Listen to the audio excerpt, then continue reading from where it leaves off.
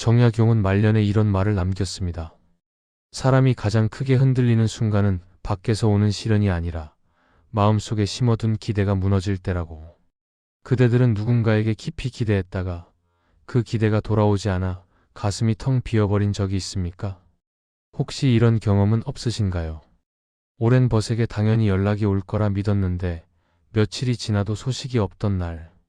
가족이라면 내 마음을 알아줄 거라 생각했는데 정작 돌아온 것은 무심한 한마디뿐이던 저녁. 연인에게 내 힘든 하루를 나누고 싶었는데 상대는 자기 이야기만 늘어놓고 전화를 끊어버린 밤. 그 순간 밀려오는 감정은 분노도 슬픔도 아닌 이상하게 익숙한 허탈함이었을 것입니다. 마치 늘 같은 골목에서 길을 잃는 것처럼 그 감정은 처음이 아니라는 걸 우리는 이미 알고 있습니다. 많은 사람들은 이렇게 믿습니다. 기대가 크다는 것은 그만큼 사랑이 깊다는 뜻이라고. 내가 저 사람에게 많은 것을 바라는 이유는 그 사람을 그만큼 소중히 여기기 때문이라고. 부모가 자녀에게 거는 기대, 배우자가 상대에게 바라는 마음, 오랜 친구에게 당연하다고 느끼는 것들. 그 모든 기대의 밑바닥에는 분명 애정의 조각이 들어 있습니다. 그 말이 전혀 틀린 것은 아닙니다. 기대하지 않는 관계란 사실상 관심이 없는 관계와 구분하기 어렵기도 합니다. 그러나 진짜 핵심은 사랑의 크기가 아닙니다. 기대라는 감정을 가만히 들여다보면 그 안에는 사랑만큼이나 자기 자신의 빈자리가 고스란히 담겨 있습니다. 내가 스스로 채우지 못한 무언가를 상대가 대신 채워주기를 바라는 마음. 내가 나에게 해주지 못한 위로를 다른 사람의 입에서 듣고 싶은 갈망. 인정받지 못했다는 오랜 감각을 가까운 사람의 반응으로 잠재우려는 습관. 기대는 어쩌면 사랑의 탈을 쓰고 찾아오는 나의 결핍인지도 모릅니다. 기대는 내가 채우지 못한 빈자리를 상대에게 맡기는 일입니다. 이 문장이 처음에는 차갑게 들릴 수 있습니다. 마치 사랑하는 마음까지 부정당하는 것 같을 수 있습니다. 하지만 잠시 멈추어 생각해 보십시오. 그대들이 누군가에게 서운함을 느꼈던 순간 정말로 상대가 잘못한 것이었습니까? 아니면 상대가 내 머릿속에 각본대로 움직여주지 않았기 때문이었습니까? 우리는 종종 상대에게 대본을 건네놓고 그 대본을 읽지 않았다며 실망합니다. 그런데 그 대본을 쓴 것은 다름 아닌 자기 자신입니다. 그리고 놀랍게도 상대는 그런 대본이 있었다는 사실조차 모르는 경우가 대부분입니다. 이 이야기는 기대를 버리라는 말이 아닙니다. 다만 우리가 누군가에게 품는 기대의 뿌리가 어디에 닿아 있는지 그 뿌리를 한 번쯤 조용히 따라가 보자는 이야기입니다. 정약용이 18년이라는 긴 유배 속에서 가장 먼저 마주해야 했던 것도 바로 그것이었습니다. 밖에서 빼앗긴 것들이 아니라 안에서부터 무너지는 기대들. 조정에서 함께 뜻을 나누던 동료들이 등을 돌렸을 때, 가족에게 보낸 편지에 답이 오지 않았을 때, 제자라 믿었던 이가 소식을 끊었을 때, 그때마다 정약용의 가슴을 짓누른 것은 상대의 배신이 아니라 자신이 만들어 놓은 기대의 무게였습니다. 그리고 그 기대 아래 숨어있던 것은 다름 아닌 자기 자신의 외로움이었습니다. 사랑한다고 말하면서 실은 무엇을 원하고 있었는지, 소중하다고 느끼면서 실은 어떤 대가를 기다리고 있었는지, 그 물음 앞에 솔직해지는 것이 이 이야기의 시작입니다. 기대의 정체를 알기 전까지 우리는 같은 상처를 다른 사람에게서 반복해서 받게 됩니다. 마치 문을 바꾸면 풍경이 달라질 거라 믿으면서 정작 자기가 서 있는 자리는 한 번도 옮기지 않는 것처럼. 상대를 바꾸고 환경을 바꾸고 말투를 바꾸어도 결국 같은 자리에서 같은 허탈함을 느끼는 이유가 바로 여기에 있습니다. 기대의 출발점이 바깥이 아니라 안쪽에 있기 때문입니다. 오늘 이 이야기가 끝날 때쯤 한 가지 질문이 남게 될 것입니다. 내가 그 사람에게 기대한 것은 정말 그 사람만이 줄 수 있는 것이었는가? 아니면 내가 나에게 먼저 건네야 했던 것이었는가? 그 답을 서두르지 마십시오. 다만 이 질문을 가슴 한쪽에 놓아두고 천천히 따라오십시오. 정약용이 유배의 첫 겨울, 얼어붙은 방 안에서 자기 자신에게 던졌던 바로 그 질문이기도 합니다. 사람들은 기대라는 단어를 들으면 대개 긍정적인 것으로 받아들입니다. 누군가를 기대한다는 말 속에는 믿음이 있고 애정이 있고 함께하고 싶다는 바람이 있으니까요. 그래서 기대가 무너졌을 때 우리는 상대를 탓합니다. 저 사람이 내 마음을 몰라주었다고, 저 사람이 변했다고, 저 사람이 나를 실망시켰다고. 그러나 한 발짝 물러서서 보면 기대의 출발점은 언제나 상대가 아니라 나 자신이었습니다. 기대는 사랑이 아니라 갈증에 더 가깝습니다. 목이 마른 사람이 우물을 찾듯 마음에 빈 곳이 있는 사람은 그 빈 곳을 채워줄 누군가를 찾습니다. 문제는 그 갈증의 원인을 자기 안에서 찾지 않고 상대의 행동에서 해답을 구하려 한다는 것입니다. 내가 외로울 때 상대가 먼저 연락해 주기를 바라고, 내가 불안할 때 상대가 확신을 주기를 바라고, 내가 지쳐 있을 때 상대가 알아서 다가와 주기를 바랍니다. 이 모든 것이 사랑처럼 보이지만 가만히 뜯어보면 그 안에는 내가 나를 돌보지 못한 흔적이 고스란히 남아 있습니다. 정약용도 유배 초기에는 이 사실을 몰랐습니다. 강진에 도착한 첫 해, 그는 끊임없이 한양의 소식을 기다렸습니다. 함께 학문을 논하던 벗들이 자신을 잊지 않았을 거라 믿었고, 조정에 누군가가 자신의 억울함을 풀어줄 것이라 기대했습니다. 아들에게 보낸 편지에는 학문에 대한 당부만 적혀 있었지만 그 행간에는 나를 기억해달라는 간절함이 묻어 있었습니다. 돌아오는 답은 드물었고 올 때마다 그가 바라던 온기는 부족했습니다. 그때 정약용의 마음을 짓누른 것은 무엇이었을까요? 벗들의 냉담함이었을까요? 조정의 무관심이었을까요? 겉으로는 그렇게 보였을 것입니다. 그러나 더 깊은 곳에서는 다른 것이 무너지고 있었습니다.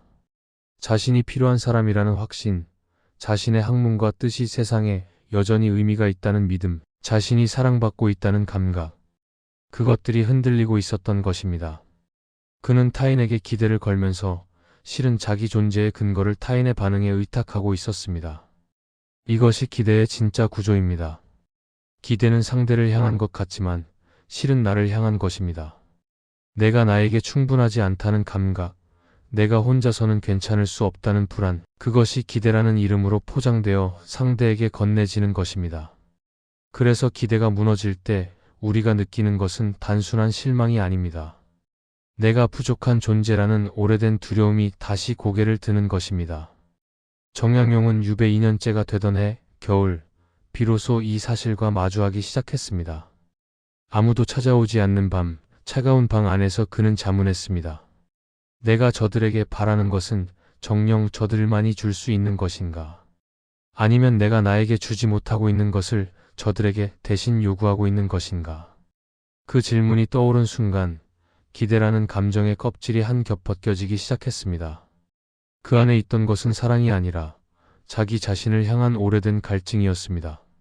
정약용이 강진 유배 시절 가장 가까이 두었던 사람들 중에 마을의 농부가 한 명 있었습니다.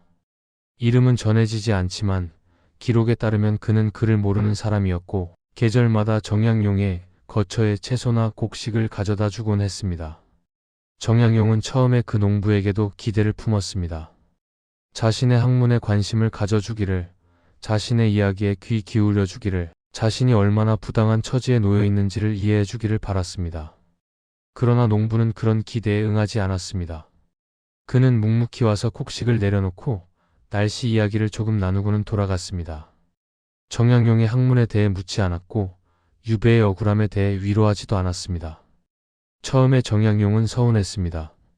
이 사람은 나를 전혀 모르는구나 하는 생각이 들었습니다. 그런데 이상한 일이 벌어졌습니다. 그 농부가 다녀간 날이면 마음이 조금 편해지는 것이었습니다. 아무것도 기대하지 않는 사람 곁에서 아무것도 증명하지 않아도 되는 시간이 오히려 위로가 되었던 것입니다. 여기서 정약용은 하나의 진실과 마주합니다. 기대가 없는 관계가 반드시 차가운 것은 아니라는 사실입니다. 오히려 기대가 가득한 관계가 더 필요하고 기대가 없는 자리에서 진짜 편안함이 찾아올 수 있다는 것을 그는 몸으로 느끼기 시작했습니다. 우리의 일상에서도 이런 장면은 익숙합니다. 한 여인이 있었습니다.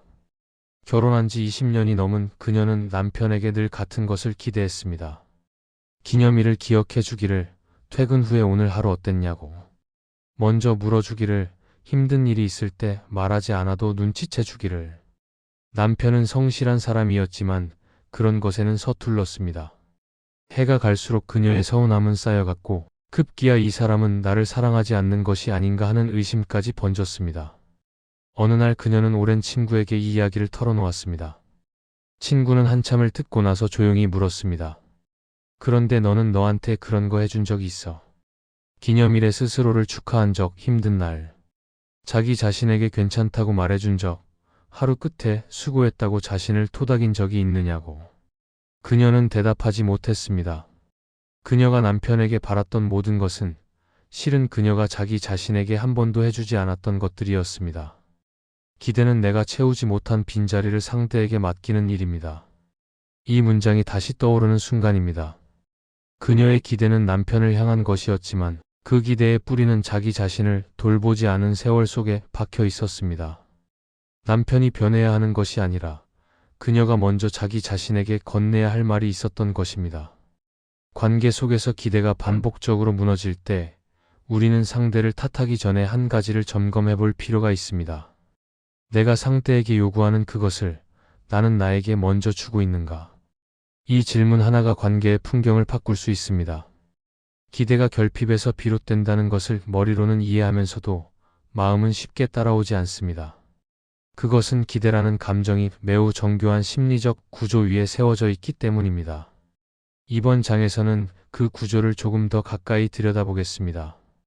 첫 번째 층위는 인정 욕구입니다. 사람은 누구나 자신이 괜찮은 존재라는 것을 확인받고 싶어 합니다. 어린 시절 부모의 칭찬에서 시작된 이 욕구는 성인이 되어서도 사라지지 않습니다. 다만 형태가 바뀔 뿐입니다. 직장에서의 인정, 친구 사이에서의 존중, 가족 안에서의 피로감. 이 모든 것이 인정 욕구의 변주입니다. 문제는 이 욕구가 충족되지 않으면 사람은 무의식적으로 가장 가까운 관계에서 그것을 보상받으려 한다는 점입니다. 배우자에게, 자녀에게, 가장 오래된 친구에게 내가 중요한 사람이라는 신호를 끊임없이 요구하게 됩니다. 기대의 첫 번째 뿌리가 여기에 있습니다. 두 번째 층위는 결핍의 투영입니다. 자기 안에 채워지지 않은 것이 있을 때 사람은 그것을 직접 마주하기보다 타인에게 투사하는 경향이 있습니다.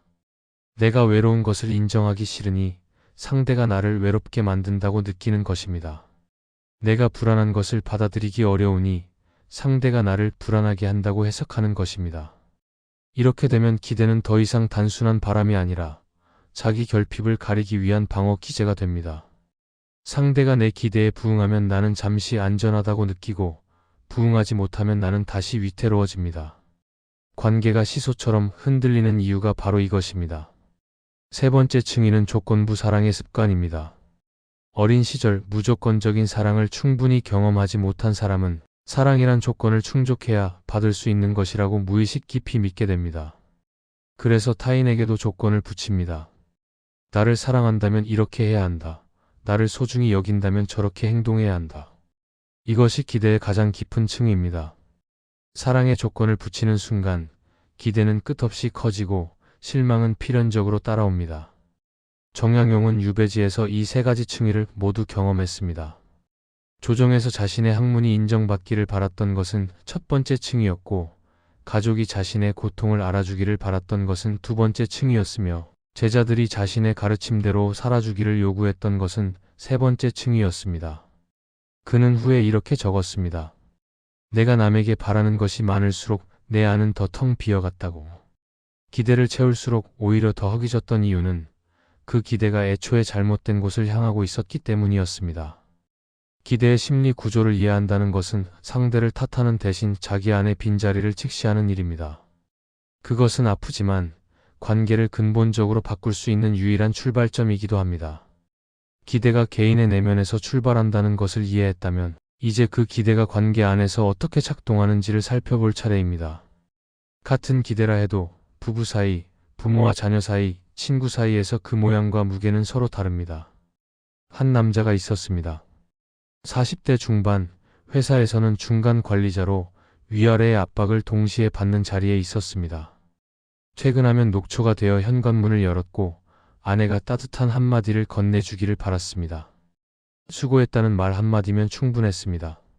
그런데 아내는 대개 아이들 숙제를 봐주고 있거나 자기 일에 몰두해 있었고 그를 반기는 대신 오늘 해야 할 집안일 목록을 건넸습니다. 남자는 점점 입을 다물었고 거실 소파에 앉아 전화기만 들여다보는 시간이 늘었습니다. 아내는 남편이 왜 점점 멀어지는지 알 수 없었습니다. 이 장면에서 남자의 기대는 무엇이었을까요?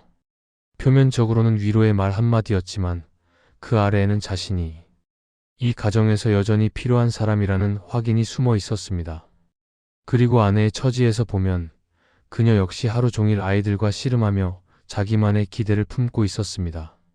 남편이 집에 오면 아이들 이야기를 함께 나누어 주기를, 자기도 쉬고 싶다는 마음을 알아주기를. 두 사람 모두 상대에게 기대를 품고 있었지만 어느 쪽도 그 기대를 말로 꺼내지 않았습니다. 말하지 않은 기대는 서운함이 되고, 서운함은 침묵이 되고, 침묵은 거리가 됩니다. 다른 장면을 보겠습니다. 한 어머니가 있었습니다. 70대에 접어든 그녀는 세 자녀를 모두 성인으로 키워냈습니다. 자녀들은 각자의 삶에 바빴고 명절에나 얼굴을 비추었습니다.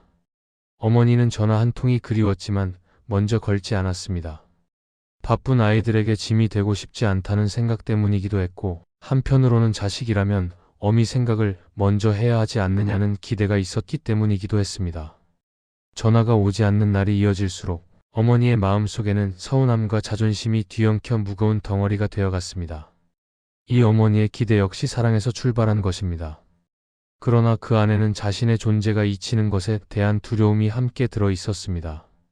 나이가 들수록 세상 속 자기 자리가 줄어든다는 감각, 그것을 자녀의 연락으로 메우려 했던 것입니다. 친구 관계에서도 기대는 조용히 작동합니다. 20년 넘게 알고 지낸 두 사람이 있었습니다. 한쪽이 사업의 실패에 어려운 시기를 겪고 있을 때 다른 한쪽에게 도움을 청했습니다. 그런데 친구는 바쁘다는 핑계로 만남을 미루었습니다. 도움을 청한 쪽은 크게 상처받았습니다. 20년 우정이 이것밖에 안 되느냐고. 그러나 가만히 들여다보면 그가 친구에게 기대한 것은 단순한 도움이 아니었습니다. 내가 힘들 때 누군가는 반드시 곁에 있어야 한다는 믿음, 그 믿음이 깨진 것이 진짜 아픔이었습니다.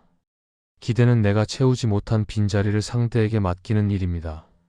부부 사이에서는 인정의 빈자리가, 부모와 자녀 사이에서는 존재감의 빈자리가, 친구 사이에서는 안전감의 빈자리가 기대의 모양을 만듭니다. 관계마다 형태는 다르지만 구조는 놀랍도록 닮아 있습니다. 지금까지 우리는 기대가 타인을 향하는 것처럼 보이지만 실은 자기 안의 빈자리에서 출발한다는 이야기를 해왔습니다. 그렇다면 이제 방향을 돌려야 할 때입니다. 타인에게 향하던 시선을 거두고 자기 자신의 안쪽을 들여다보는 시간입니다. 정약용은 유배 중반에 접어들면서 서서히 변하기 시작했습니다. 편지를 기다리는 횟수가 줄었고 한양의 소식에 일희일비하는 일이 잦아들었습니다. 그 자리를 대신 채운 것은 고요한 자기 대면의 시간이었습니다. 새벽에 일어나 차를 끓이고 하루를 시작하기 전 자기 마음의 상태를 살피는 것이 습관이 되었습니다. 그는 이것을 신독이라 불렀습니다. 홀로 있을 때 자기를 속이지 않는 것, 남이 보지 않는 자리에서도 마음을 바르게 하는 것, 이것이 정약용이 유배지에서 찾아낸 첫 번째 실천이었습니다. 신독의 핵심은 자기 감정을 정직하게 바라보는 것입니다. 서운하다면 서운하다고 인정하는 것, 외롭다면 외롭다고 받아들이는 것, 화가 난다면 화가 난 이유를 상대에게서 찾기 전에 자기 안에서 먼저 찾아보는 것. 이것이 말처럼 쉽지 않은 이유는 우리가 자기 감정을 직접 마주하는 일에 익숙하지 않기 때문입니다. 우리는 감정이 올라오면 곧바로 원인을 바깥에서 찾습니다. 누가 나를 화나게 했는지, 누가 나를 슬프게 했는지. 그러나 감정의 진짜 뿌리는 대부분 안쪽에 있습니다. 한 남자가 있었습니다. 50대 초반 퇴직을 앞두고 있었습니다. 그는 평생 가장으로서 최선을 다했다고 생각했지만 어느 순간 가족 안에서 자기 존재감이 옅어지고 있다는 것을 느꼈습니다. 아이들은 아버지보다 친구와 더 많은 이야기를 나누었고 아내는 자기만의 세계가 확고해져 있었습니다. 그는 가족에게 서운함을 느꼈지만 말하지 못했습니다. 대신 잔소리가 늘었고 사소한 일에 짜증을 냈습니다. 가족은 점점 그를 피했고 그는 더 외로워졌습니다. 이 남자에게 필요했던 것은 가족의 변화가 아니었습니다. 자기 안에서 일어나고 있는 일을 정직하게 들여다보는 시간이었습니다. 나는 지금 무엇이 두려운가? 나이 들어간다는 것이 무섭고 더 이상 필요한 사람이 아닐 수 있다는 것이 견디기 어려운 것은 아닌가? 그 두려움을 인정하지 못하니 가족에게 인정을 요구하는 형태로 기대가 나타난 것입니다. 자기에는 기대의 뿌리를 자르는 일이 아닙니다. 기대의 뿌리가 어디에 있는지 알아채는 일입니다. 알아채는 순간 기대는 그 무게를 조금 내려놓게 됩니다. 반드시 상대가 채워주어야만 하는 절박함에서 스스로도 다독일 수 있다는 가능성으로 조금씩 이동하게 됩니다. 정약용은 이런 과정을 거치면서 타인에 대한 원망이 줄어들었다고 적었습니다. 원망이 사라진 것이 아니라 원망의 방향이 바뀐 것입니다. 남을 향하던 화살이 자기 안쪽을 향하게 되었고 그 화살은 자기를 찌르는 대신 자기를 비추는 거울이 되었습니다. 자기를 이해할 줄 아는 사람이 비로소 타인의 빈자리도 헤아릴 수 있게 됩니다. 그것이 정약용이 유배의 한가운데서 찾아낸 조용한 전환점이었습니다. 기대를 내려놓아야 한다는 이야기가 여기까지 이어져 오면 한 가지 우려가 생길 수 있습니다. 기대를 모두 거두면 관계가 메마르지 않겠느냐는 것입니다. 아무것도 바라지 않는 사이에 무슨 온기가 남겠느냐는 걱정입니다. 이 우려는 자연스러운 것이고 또 반드시 짚어야 할 부분이기도 합니다. 기대를 내려놓는 것과 마음을 닫는 것은 전혀 다른 일입니다. 기대를 내려놓는다는 것은 상대가 내 각본대로 움직여야 한다는 요구를 거두는 것입니다.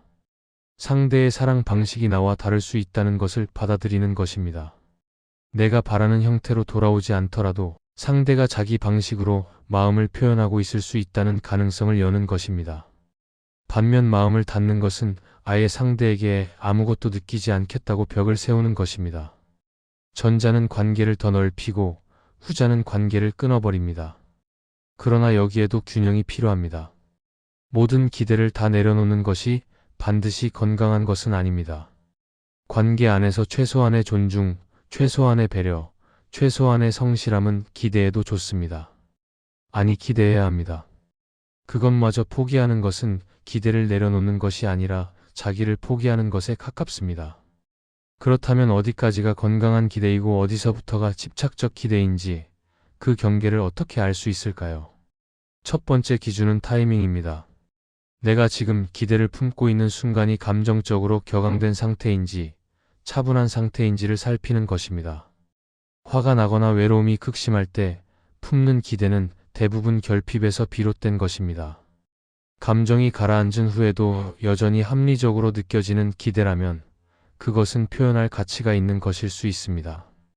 두 번째 기준은 상대의 상황입니다.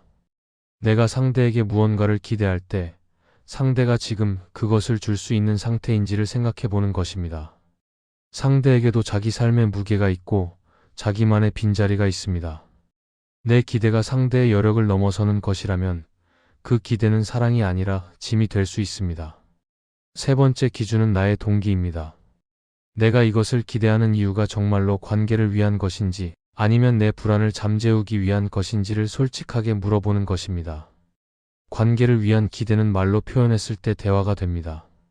불안을 위한 기대는 말로 꺼냈을 때 추궁이 됩니다. 그렇다면 오늘 당장 실천할 수 있는 것은 무엇이 있을까요? 첫째, 서운함이 올라올 때 바로 반응하지 말고 하루를 두고 그 감정을 다시 살펴보는 것입니다. 둘째, 상대에게 기대를 표현할 때 요구가 아닌 부탁의 언어를 쓰는 것입니다. 내가 이런 것이 필요하다고 말하는 것과 너는 왜 이렇게 하지 않느냐고 말하는 것은 같은 내용이라 해도 전혀 다른 결과를 만듭니다. 셋째, 하루에 한 번 자기 자신에게 말을 거는 시간을 갖는 것입니다. 오늘 내가 진짜로 원했던 것은 무엇이었는가? 그것을 내가 나에게 줄 수는 없었는가? 이 작은 질문이 쌓이면 타인에게 향하던 기대의 무게가 조금씩 가벼워지기 시작합니다. 기대를 완전히 없앨 필요는 없습니다. 다만 기대의 주인이 내가 되어야 합니다. 기대에 끌려다니는 삶이 아니라 기대를 알아채고 다스릴 줄 아는 삶. 그것이 정약용이 유배 후반에 도달한 자리였습니다. 정약용이 18년의 유배를 마치고 고향으로 돌아온 것은 70에 가까운 나이였습니다. 그가 돌아온 맞의 마을은 예전과 같았지만 그를 맞이하는 풍경은 달랐습니다. 함께 학문을 나누던 벗들 중 여럿은 이미 세상을 떠났고 살아있는 이들도 세월에 지쳐 예전 같지 않았습니다. 가족은 반가워했지만 18년이라는 시간이 만들어 놓은 거리를 하루아침에 좁힐 수는 없었습니다. 젊은 시절의 정약용이었다면 서운했을 것입니다. 내가 이토록 오랜 세월을 견뎌냈는데 왜 세상은 내가 기대한 만큼 나를 맞이하지 않는가? 그러나 유배를 거친 정약용은 달랐습니다. 그는 아무것도 요구하지 않았습니다. 돌아온 것만으로 충분하다는 듯 조용히 자리를 잡았고 남은 시간 동안 저술에 몰두했습니다. 곁에 사람이 오면 반겼고 오지 않아도 원망하지 않았습니다. 그 모습을 보고 가족과 제자들이 오히려 먼저 다가오기 시작했습니다.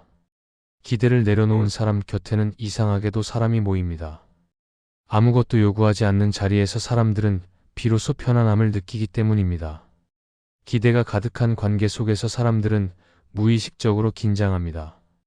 이 사람의 기대에 부응하지 못하면 실망시키게 된다는 압박, 이 사람 앞에서는 늘 무언가를 증명해야 한다는 피로감. 그것이 관계를 조금씩 멀어지게 만듭니다.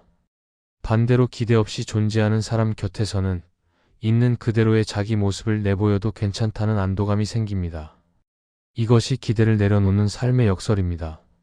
덜 바랄수록 더 많이 돌아옵니다. 덜 요구할수록 관계는 더 깊어집니다. 그렇다고 해서 무심해지라는 뜻이 아닙니다. 오히려 더 깊이 사랑하되 그 사랑의 결과를 통제하려 하지 않는 것입니다. 씨앗을 심되 꽃이 피는 시기를 재촉하지 않는 것입니다. 기대는 내가 채우지 못한 빈자리를 상대에게 맡기는 일이라고 했습니다. 그렇다면 그 빈자리를 스스로 채운 사람은 어떤 모습일까요? 그 사람은 타인의 반응에 덜 흔들립니다. 연락이 오지 않아도 자기 하루를 단단하게 살아갈 수 있습니다. 상대의 무심함에 상처받기보다 상대에게도 사정이 있을 것이라는 여유를 가질 수 있습니다. 그리고 무엇보다 사랑을 줄 때 대가를 기다리지 않습니다. 주는 것 자체가 이미 충분한 기쁨이 되기 때문입니다. 정약용은 말년의 기록에서 이렇게 적었습니다. 사람에게서 돌아오지 않는 것을 원망하던 시절이 있었다고. 그러나 한 가지를 깨달은 뒤로는 원망이 줄었다고. 그 한 가지란 내가 남에게 바라던 모든 것은 실은 내가 나에게 먼저 주어야 했던 것이었다는 깨달음이었습니다. 그대들에게 마지막으로 묻겠습니다. 지금 그대들이 누군가에게 품고 있는 기대가 있다면 그것은 정말로 그 사람만이 줄 수 있는 것입니까? 혹시 그대들이 오랫동안 자기 자신에게 건네지 못했던 것은 아닙니까? 도입에서 던졌던 그 질문이 지금 다시 돌아왔습니다. 이번에는 대답을 서두르지 않아도 됩니다. 다만 오늘 밤 잠들기 전에 자기 자신에게 한마디만 건네보십시오. 수고했다고. 충분하다고. 그 한마디가 그대들의 빈자리를 조금씩 채워줄 것입니다. 결국 남는 것은 타인의 반응이 아니라 자기 안에서 길어올린 고요한 충만함 뿐입니다.